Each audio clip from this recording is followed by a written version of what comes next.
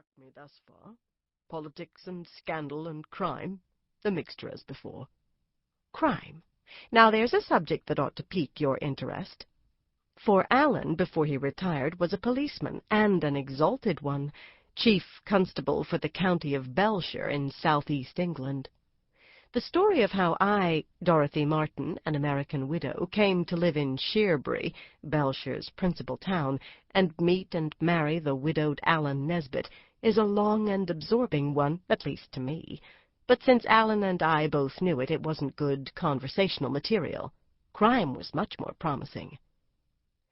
Not the sort of crime in tonight's paper. He slapped it in disgust. Sam instantly abandoned her mortal battle with Emmy and jumped on the nice, rattly paper. Alan stroked her absent-mindedly. An old lady's handbag was stolen in Canterbury, actually in the cathedral, which I suppose is a piquant touch. Football louts are at it again in Liverpool. Some poor soul jumped off Tower Bridge.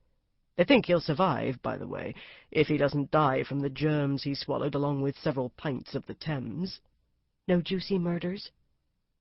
Alan moved his hand in a dismissive gesture. Sam attacked it. Now, madam, sheathe those claws, if you please. One murder in London. Domestic. A drunken brawl. Man who'd been beating his wife for years finally killed her. Disgusting, horrifying, but not what I'd call interesting. No. I shivered. Alan dumped Sam out of his lap and got up to put another log on the fire, but my cold was internal and not so easily warmed.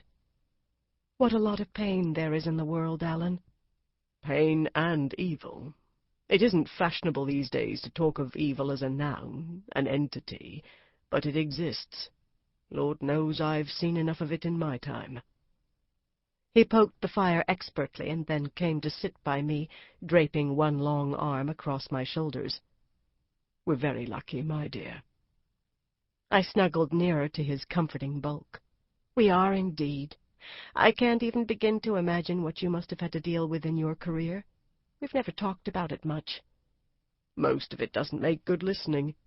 A policeman's lot is not a fascinating one. Long stretches of boredom alternate with short stretches of horror. Neither aspect is dinner-table conversation. Speaking of which, are we going to eat at some time in the near future? You may not be hungry, but the cats and I could both do with some sustenance.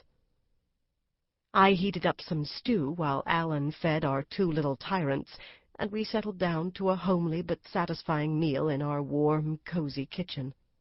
As we were polishing off the last of the apple crisp, I broached the subject again. Alan, I'd be interested in your stories, if you don't mind talking about them, of course. I know you loved your job.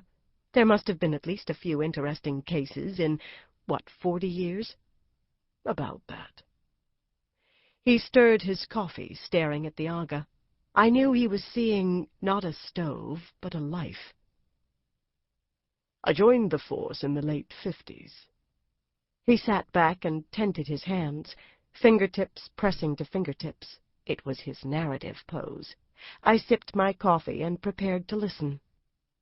I lived in Cornwall then. I've told you that, haven't I? My father was a fisherman.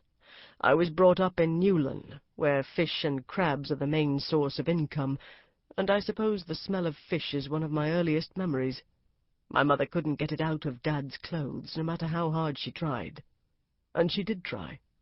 She was an educated woman, taught music in the local primary school, and she wanted us and our house to be clean and neat. I was the only child, and she had ambitions for me, too. I think she wanted me to go to university, but I had no inclination toward the academic life, not then anyway. I'd wanted to be a policeman always. I can't remember making the decision. It was simply what I knew I wanted. So as soon as I left school, I joined the force as a lowly constable in Penzance. Penzance? As in Pirates of? The same. But whatever Gilbert and Sullivan may have made you think, pirates are actually much less important in Cornish history than smugglers. Smuggling is an old and honoured tradition in Cornwall, though there's far less going on there now. The glory days for Cornish smugglers were back in the 18th and 19th centuries. Nowadays it's airports we have to watch, mostly for guns, drugs, uncut jewels from Holland, the odd piece of art, prosaic stuff. At any rate, I had nothing to do with smugglers. I walked a beat, tried shop doors to make sure they were locked, saw the occasional drunk safely home, directed lost American tourists, the lot. Not exciting, but I learned the town and the people like the back of my hand. Gradually I worked myself up the ladder. I was keen on my job and was promoted to sergeant rather early on, and then when I showed a bit of aptitude for working out puzzling situations, to detective inspector. And after a couple of years, murders aren't two a penny in this country, you know, the way they are in America, in due time, I was given my first murder case, and I came a cropper. I expressed suitable astonishment, and waited for him to go on. In '68 it was. We were beginning to have our hands full about then with drugs problems. Cannabis was the most popular, and the hardest to trace and eradicate, still is for that matter. But LSD was growing to be a serious problem, and we worried more about it than the cannabis. So many young people, it was almost always young people, were having bad trips and getting into all sorts of trouble. A few were badly injured from jumping out of windows thinking they could fly. I nodded. That happened back home, too. Only one student died in Hillsburg. Well, a student from Hillsburg. He was visiting some friends in Chicago who lived in a high-rise apartment. They had a party on the 17th floor, and I spread my hands. That, more or less, is what happened in Penzance, late one evening in July 1968. Or at least, what was thought to have happened. A girl of about 20 apparently jumped off a sea cliff onto the rocks far below.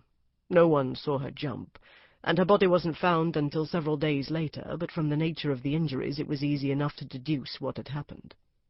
We were inclined at first to consider it a suicide, but when the autopsy turned up large quantities of LSD, it looked like death by misadventure.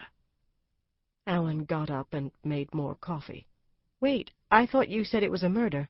I'm still convinced it was, but we were never able to prove anything. In the end, there was an open verdict. The case was never closed, so far as I know. I used to look it up now and then throughout my career, turn over what we knew, see if there was anything we'd missed. Never came up with a single lead. What made anyone think it was murder, then?